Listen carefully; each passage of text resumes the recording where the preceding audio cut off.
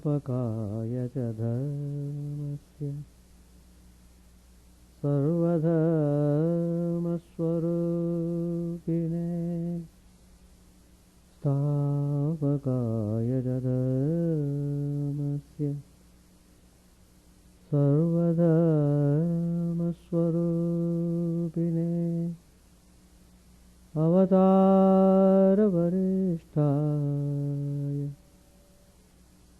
रामकृष्णाय ते नमः। असतो मा सद्गमय तमसो मा ज्योतिर्गमय मृत्योर्मामृतङ्गमय। ॐ शान्ति शान्ति शान्ति।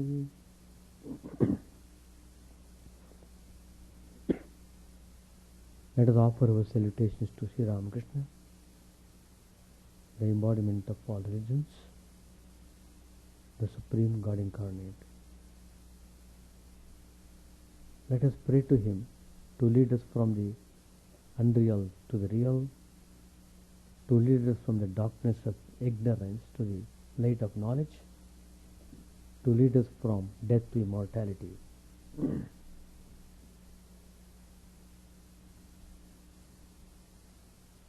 We have been studying the Gospel of Sri Ramakrishna. Today's topic I have chosen, significance of the Puranas.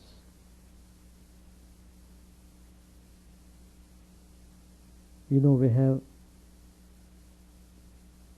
scriptures, Vedas, Upanishads, Brahma Sutras, Puranas. So, all these scriptures have tremendous value. They give us lot of instructions to follow the path of dharma so that we can attain liberation. Vedas deal with the knowledge of Atman, the individual self, and the Paramatman, the self of the self, the sum total of all selves, the supreme self we call Paramatma. So it deals with that subject. And it is not very easy to understand the subtleties of these spiritual teachings of the Upanishads. But then people easily understand through demonstrations, through life stories. And Puranas are meant for those who cannot comprehend the spiritual ideas of the Upanishads, yet they can also rise to spiritual level by studying the Puranas.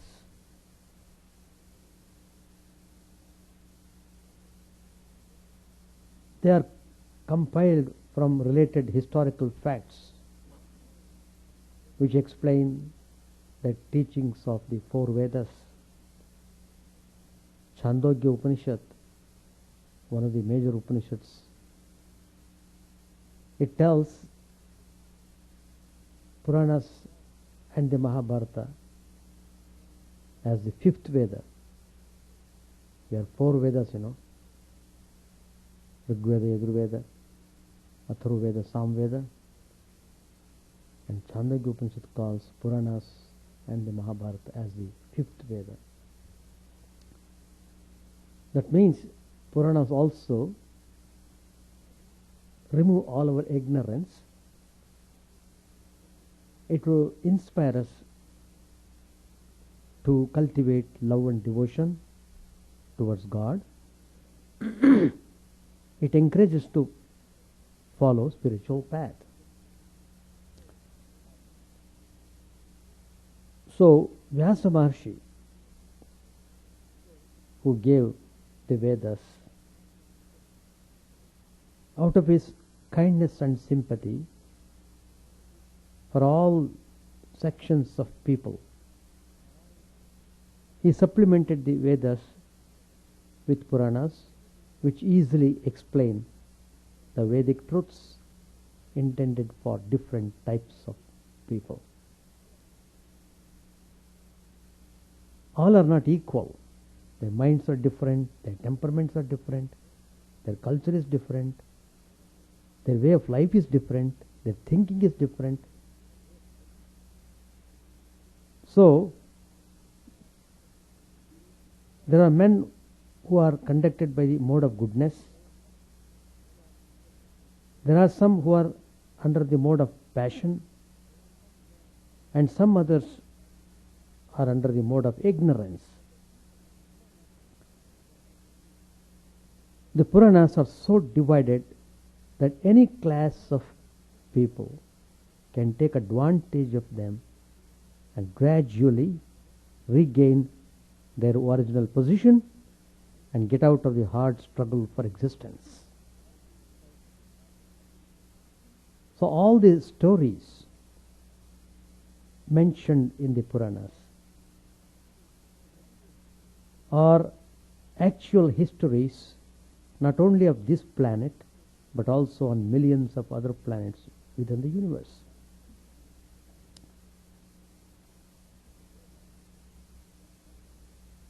In the Puranas, which are classified under the three modes which I just mentioned, as a matter of course, Vasudeva has certainly given descriptions of the glories of Lord Krishna, but not as many as given to religiosity, economic development, sense gratification and salvation. These four items are by far very inferior to engagement in the devotional service of the Lord. Therefore, in the pure goodness Purana, among them most important Vishnu Purana and Srimad Bhagavatam, Vyasa Maharshi proclaims that the prime necessity of human life is to realize one's eternal relationship with the Lord and thus surrender unto Him without delay. That is the theme of the Puranas. They want us to come towards God. Sri Ramakrishna tells in the Gospel, the rishis followed the path of jnana. Therefore, they sought to realize Brahman, the indivisible existence, knowledge, bliss, absolute. But those who follow the path of devotion seek an incarnation of God to enjoy the sweetness of bhakti. The darkness of the mind disappears when God is realized. In the Purana, it is said that it was as if 100 suns were shining when Sri Ramchandra entered the court. Why then were not the courtiers burnt up? Even one sun we cannot see properly. It is difficult to see the sun directly, and Sri Ramchandra is shining 100 suns. It was because the brilliance of Rama was not like that of a material object. As a lotus blooms when the sun rises, so the lotus of the heart of the people assembled in the court burst into blossom. As a master, that is Sri Ramakrishna, uttered these words, standing before the devotees, Sri Ramakrishna suddenly entered into an ecstatic mood. His mind was withdrawn from external objects. No sooner did he say, the lotus of the heart burst into blossom, then he went into deep samadhi. He stood motionless, his face beaming and his lips parted in a smile. In another place, Sri Ramakrishna says, everything can be realized simply through love of God. If one is able to love God, one does not lack anything. He gives example taken from the Puranas. Kartika and Ganesha, the two sons of Bhagavati, Parvati, they were seated near her. She had a necklace of gems around her neck.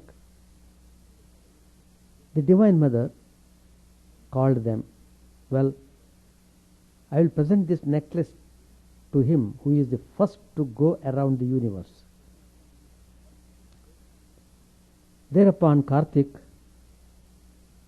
without losing a moment, set out on the peacock, his vehicle.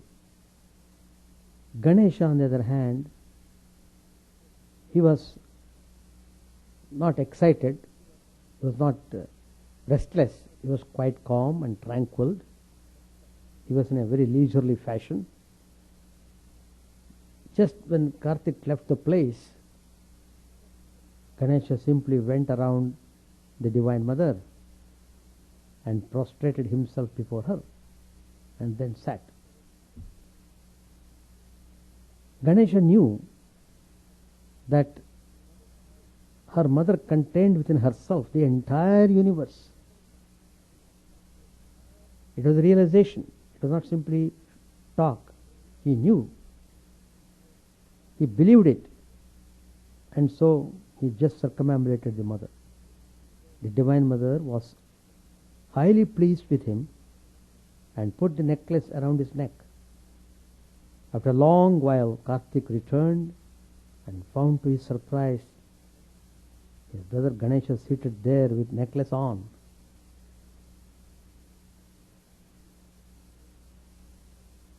Weeping, I prayed to the mother. Sri Ramakrishna says, O mother, reveal to me what is contained in the Vedas and the Vedanta. Reveal to me what is in the Purana and the Tantra. One by one, Divine Mother has revealed all these to me. Yes, she has taught me everything. Sri Ramakrishna is the example for all of us that by cultivating love of God, by cultivating devotion, one can get rid of ignorance and one can get supreme joy and happiness. True mythologies are the fit vehicles for conveying profound symbols and challenging images on which all deep thinking and keen intuition are based. Their prime aim is not entertainment or display of flights of poetic fancy, but the supporting and facilitating of the expression of philosophic thought. They are, so to say, expert midwives which help in the easy delivery of the rather massive spiritual varieties. They are the dhanis. Dhani was the midwife making Chandramani deliver easily the boy Sri Ramakrishna. Their pictorial script is rich in loveliness and short descriptions they present of the divinities whose incarnations and exploits constitute the myth are delightful to contemplate. But like the beautifully decorated images in our temples, they attract only to make us meditate. They provide a matrix of symbols which lend themselves to ready use by great acharyas and prophets in their striving to convey to the sense-bound common masses the redeeming truths enshrined in the scriptures. Truth is eternal. But for a temporal world, it has to be constantly redressed and represented. As Sri Ramakrishna would say, what was legal tender at the time of the Badshahs, Mughals, is not current coin now. The gold is the same, but it has to be reminted with a new design, and here it is that Puranas help. The stories they narrate furnish a durable frame in which rare and subtle truths can be presented to advantage. The very name Purana is expressive of this fact. Pura api nava. That which is very old, yet ever new. Ever new. The tale a Purana tells is of far away and long ago. Its relevance is immediate in time and space.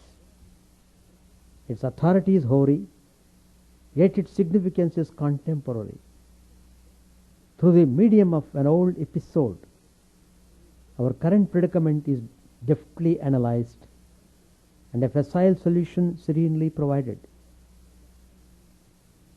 To give an example, probably you have heard Gajendra Moksha, an elephant king surrounded by a large group of female elephants, steps into a lake and is promptly caught at the ankle by a submerged crocodile. A titanic tug of war ensues between the giant elephant on land and the reptile strong in water. Both are strong. The elephant is strong on the land, the crocodile is strong in the water. The struggle goes on for a number of years. The crocodile starts edging towards victory as it succeeds in dragging the elephant inch by inch into the water. But finally, the story goes, Gajendra seeks refuge at the feet of Hari and begins to offer lotus after lotus in adoration of the lotus-eyed one. Gajendra in his previous life was a king, Drishtadyumna, Indradyumna. He was a very great devotee of Lord Vishnu, and all the gods would come and see him, seeing his devotion. So much respect he got from all the people. But what happened was, one day one of the Maharshis visited, hearing that that king is respected by all the gods. He wanted to test himself, so he came to see him. When the Maharshi came, this king was in the worship mode. He was worshipping God, but he had just finished the worship and he had just finished meditation also. That means the concluding part of the worship. He has done everything. So according to the custom, he should have got up and received the Maharshi respectfully, which he did not do. Though he had completed worship, he still sat through, just pretending that he is in meditation. Maharshi was a jnani. He knows what is going on in his mind. And suddenly he felt, no, this is not the way. You are the king of the place. You should know the conventions and traditions. That means there is some trace of impurity still in you. Trace of impurity. Little of ego. So that has to be taken out. That has to be uprooted. So he was to be born as Gajendra. Gajendra is the elephant is known for its ego. It is so proud of its strength and moves in the forest unchallenged. But because he was a great devotee in his previous life, at the last moment he got the memory that he was, in his previous life, was a great devotee of Vishnu, and that memory made him immediately surrender to Lord Vishnu. And finally, the Lord responds to the prayer. He kills the crocodile with his Sudarshan Chakra, and at one stroke gives a double moksha, that is liberation for the elephant. The elephant left its body and became highly blessed to get absorbed in the Lord Vishnu, and the crocodile form also, the being was released from the crocodile form. He was in his previous life he was a Gandharva. So on account of something he did bad, so he was cursed to be born as a crocodile. Law of cause and effect. He may be a Gandharva. It doesn't mean that he will be exempted if he does anything wrong. No. Even one may be in the Vaikuntha. If he does any mistake, he has to come back and reap the fruit. That's what happened. Jai Vijaya, the security guards of Lord Vishnu. You know, Vaikuntha is a place where sattvic quality is predominant. They must be calm and quiet, tranquil, sensible, respectful, completely polite. All these qualities are to be well defined by persons who are living in this region. Once the rishis wanted to visit Lord Vishnu, but these security guards, probably on account of some weakness, they did not allow.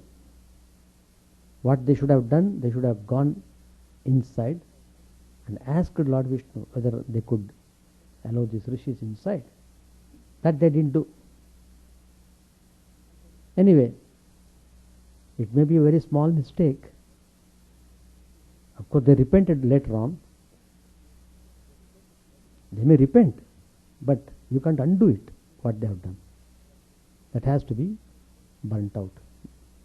Though, for the sake of that dosha, they have to be born 3 times on this earth as Hiranyakashipu Hiranyaksha, second time Ravan Kumbhakarna, and third time Shishupala Dantavakra.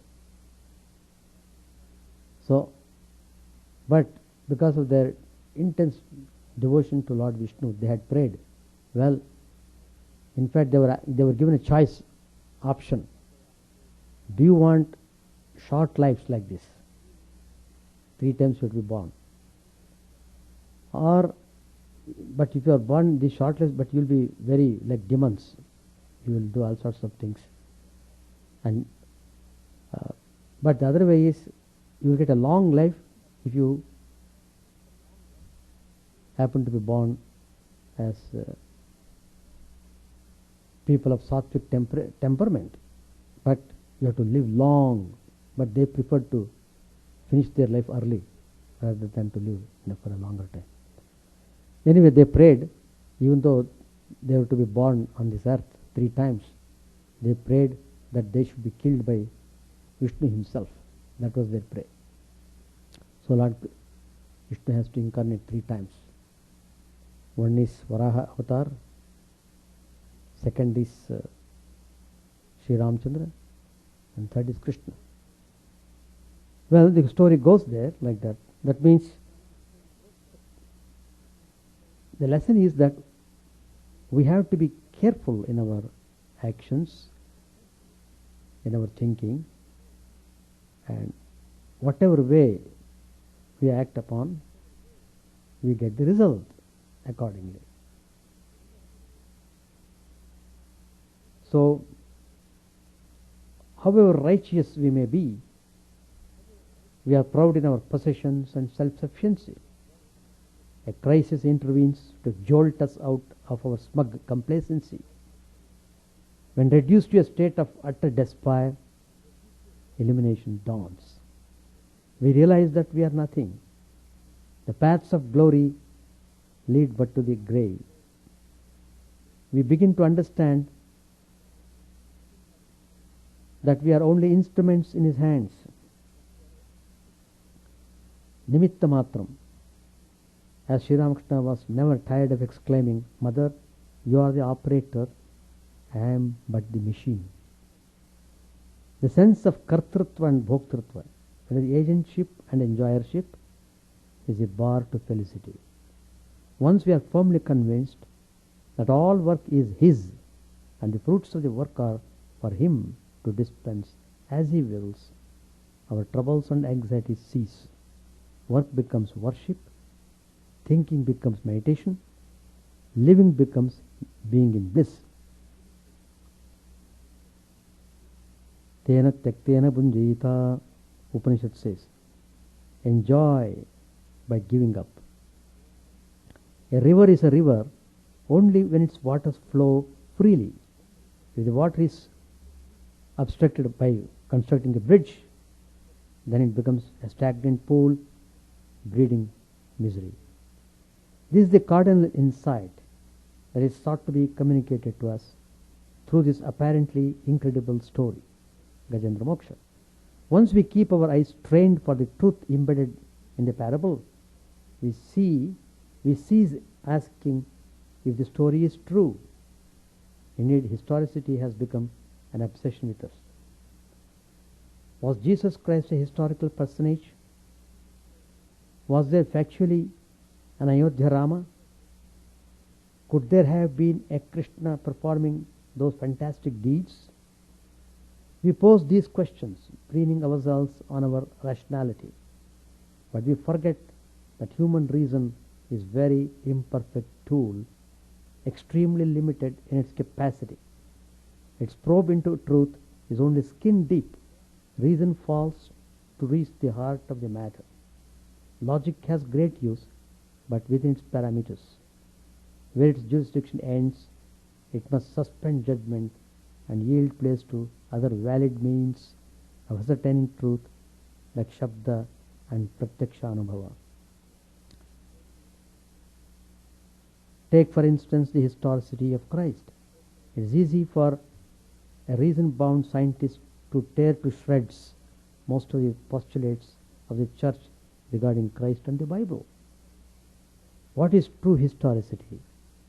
Just because an event gets recorded somewhere, it does not gain historicity.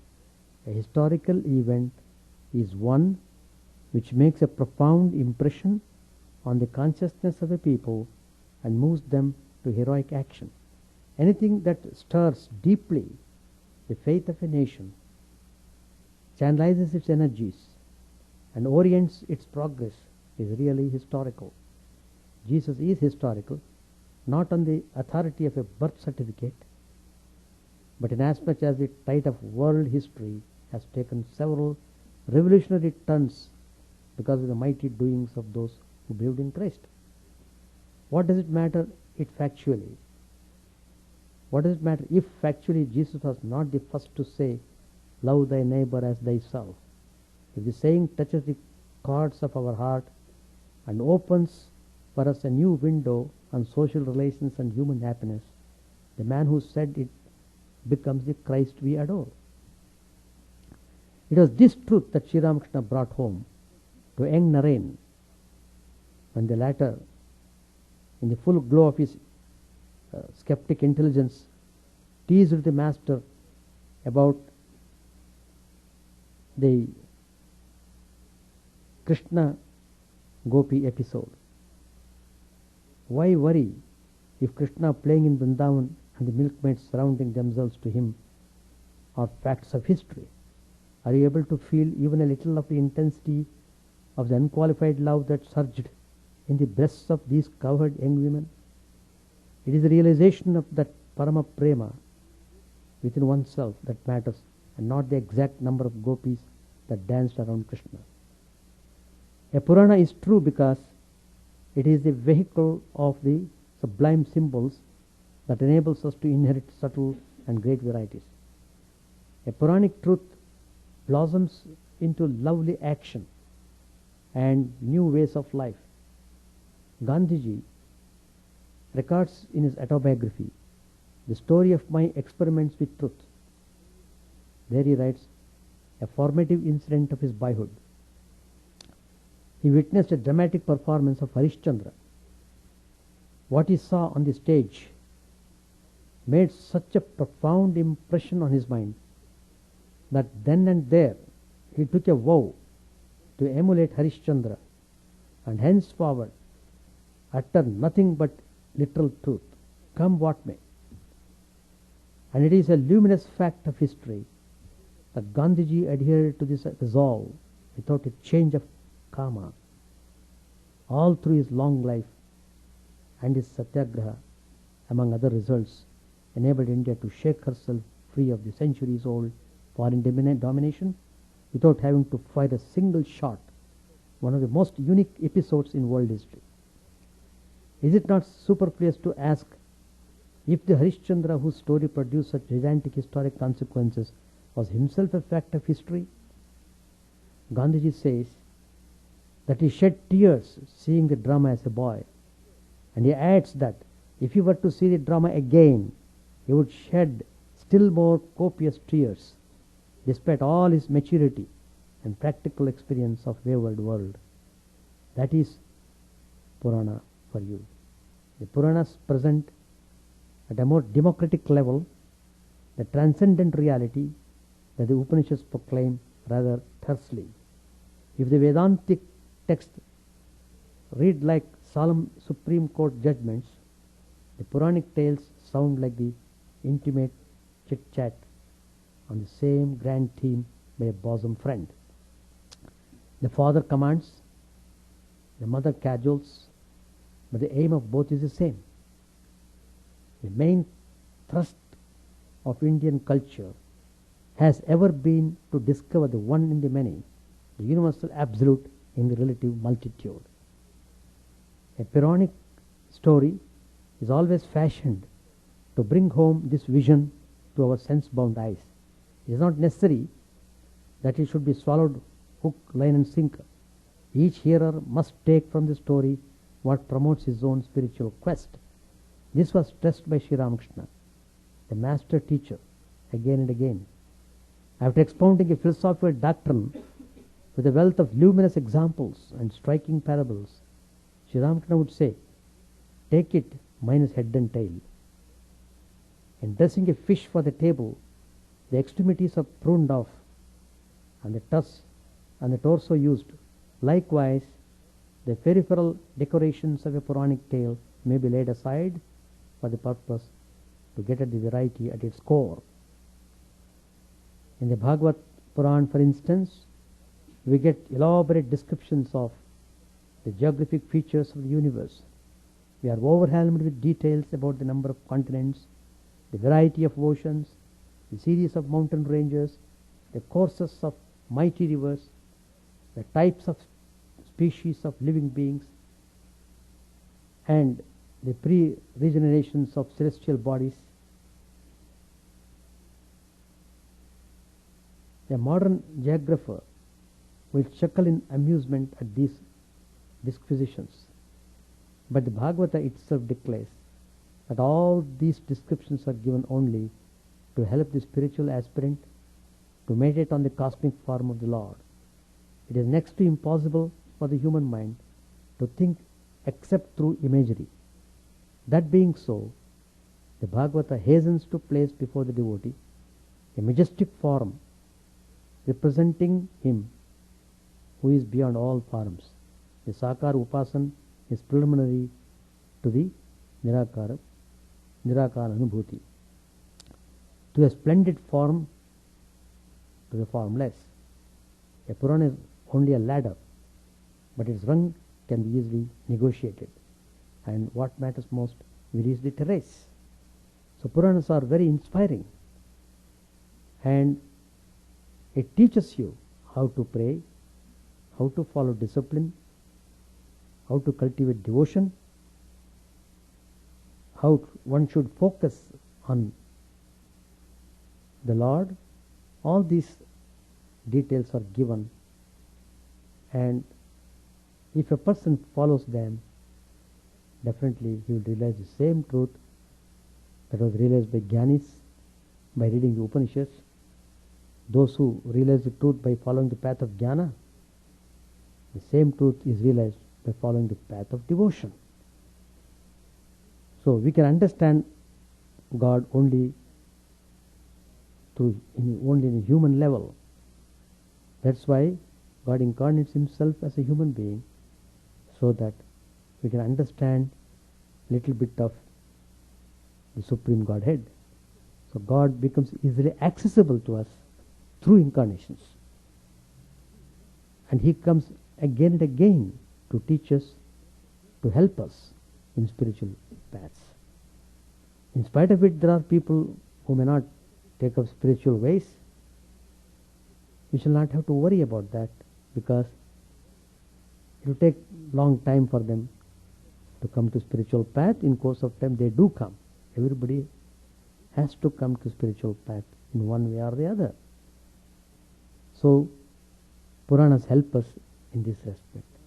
There are so many stories, life stories, who have led the life of purity and devotion, and have given us a glorious example that if we follow the same way, we also reach the goal.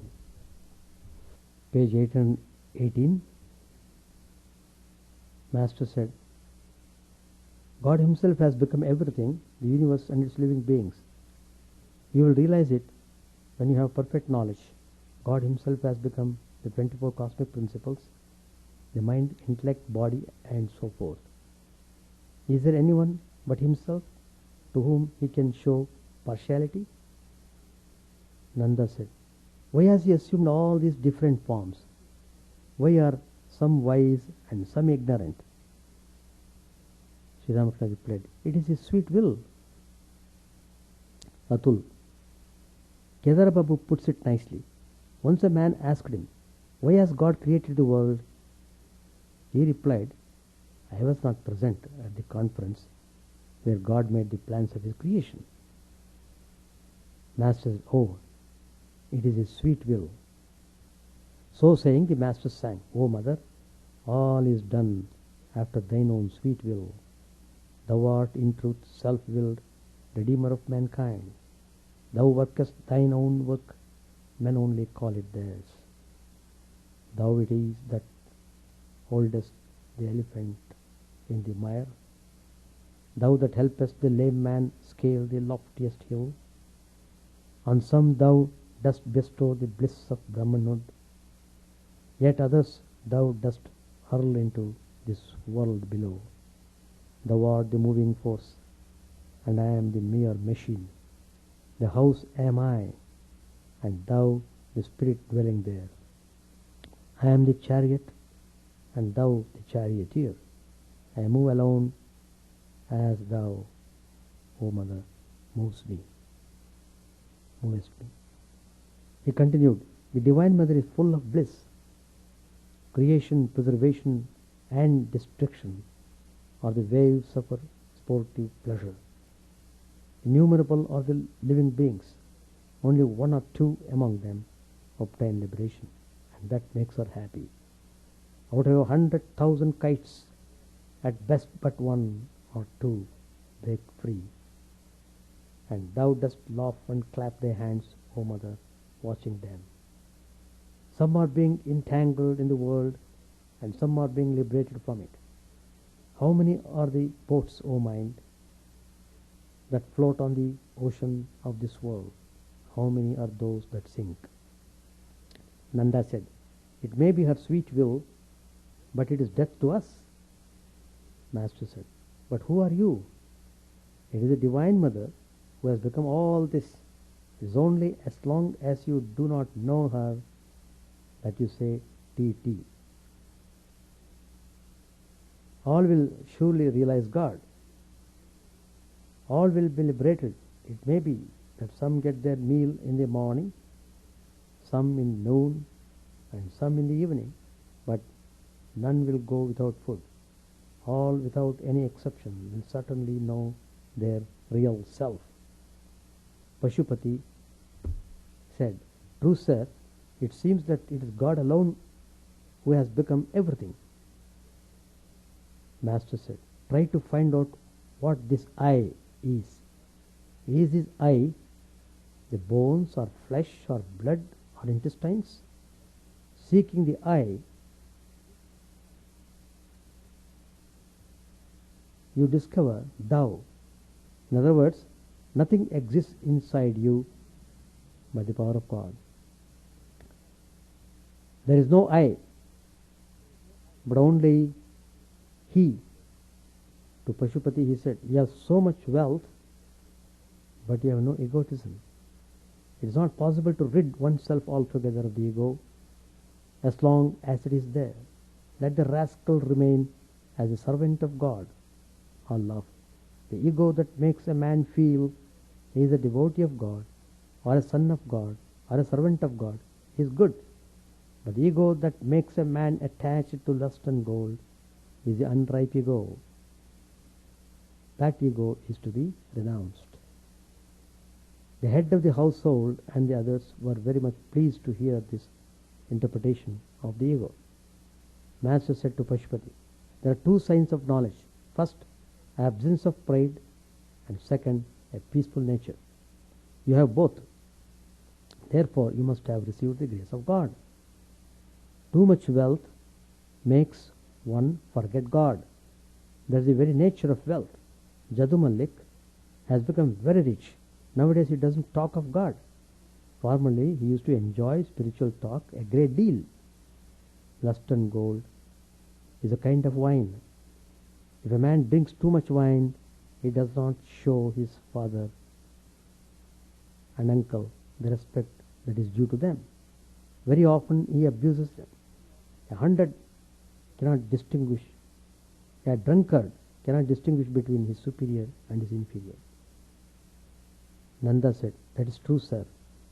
Pashupati, "Sir, what do you think of theosophy and spiritualism? Are these true? What do you think of the solar plane, the lunar plane, the stellar plane?" Chidananda answered, "My dear sir, I don't know about these things. Why bother about them so much? You have come to the orchard to eat mangoes. Enjoy them. What's the use of your calculating how many mango trees there are, how many millions of branches, how many billions of leaves?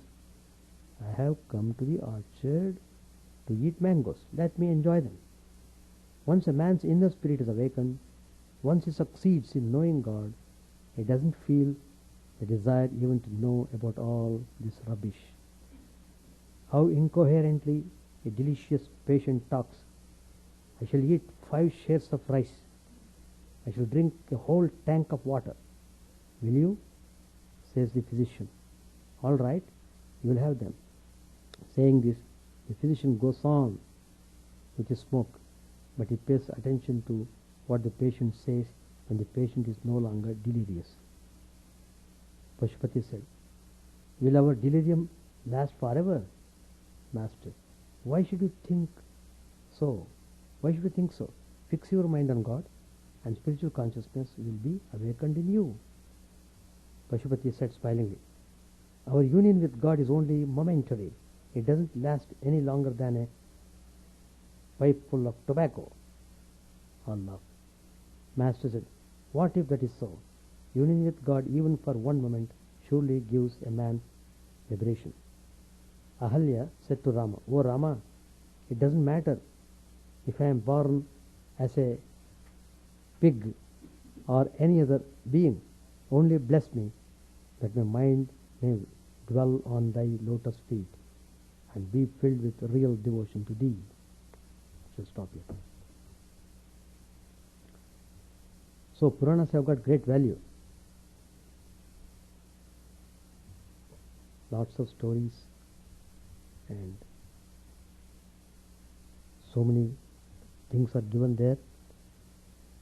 You have to read them carefully and concentrate upon the teachings and learn the lessons. That's the idea. Any questions to ask? Yes. Even Sri Ramakrishna tells, I got this cancer because I took the impurities of Girish Chandra Ghosh. So like that. Out of his infinite grace, the Guru cleans the heart of the disciple. And he suffers for the sake of the disciple. That's true. Anything else? No. All these retreats are very useful and beneficial. Please try to attend as many retreats as possible, so that we have arranged. That's why we have arranged all these retreats for the whole summer in Chicago as well as Ganges. The idea is to give you spiritual training in a systematic way. That's the purpose of these retreats. Chant the name of the Lord and His glory unceasingly, that the mirror of the heart may be wiped clean and quench that mighty forest fire, worldly lust raging furiously within.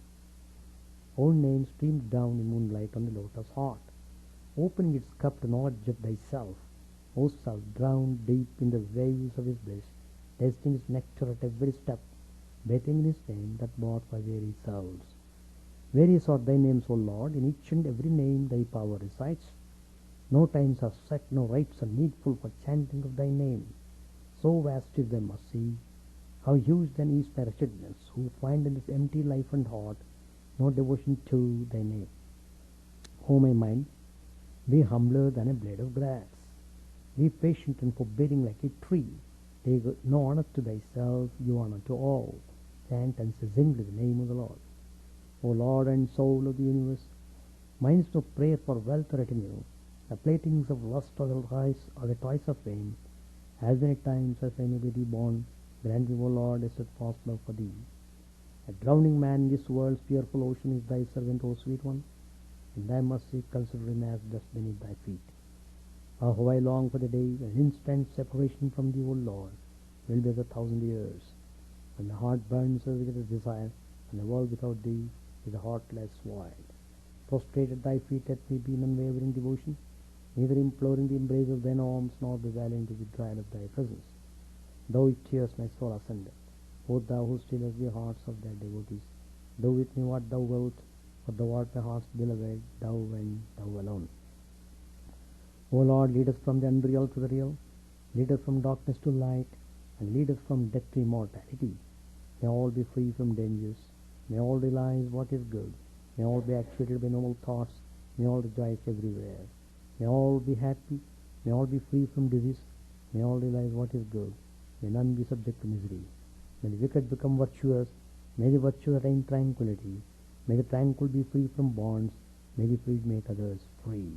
May good betide all people, may the sovereign righteously rule the earth, may all beings ever attain what is good, may the worlds be prosperous and happy, may the clouds pour rain in time, may the earth be blessed with crops, may all countries be freed from calamity, may holy men live without fear.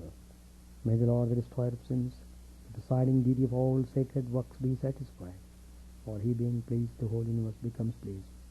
He being satisfied, the whole universe feels satisfied.